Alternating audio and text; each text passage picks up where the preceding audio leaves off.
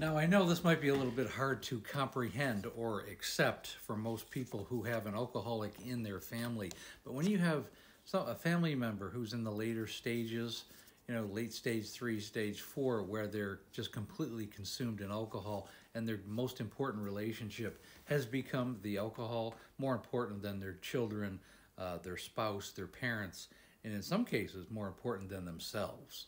If you have somebody that's in that category, you have to understand as a family member that it's not personal. It actually has nothing to do with you or very little to do with you, and it has everything to do with them.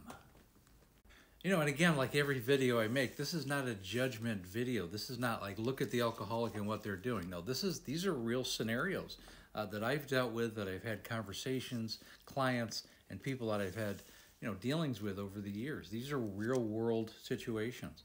Like, for example, in my case, my wife drove through the front of our house and almost killed me one time. There's several situations where she put me in harm's way or our son in harm's way because she was driving around drinking. It's difficult not to get angry and feel animosity towards that.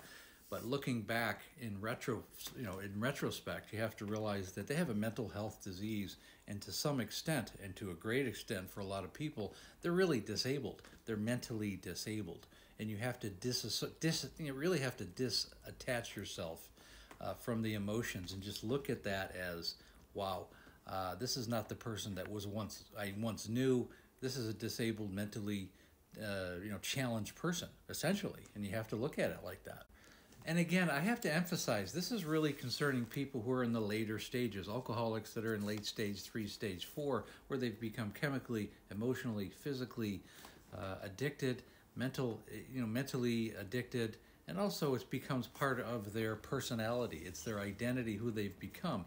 And as a family member, and that's what this video is about, is you can't take it personally, and you have to be able to disassociate and detach yourself from the craziness and the drama and the toxicity that they've become. So many conversations I've had are my ex-wife, my ex-husband.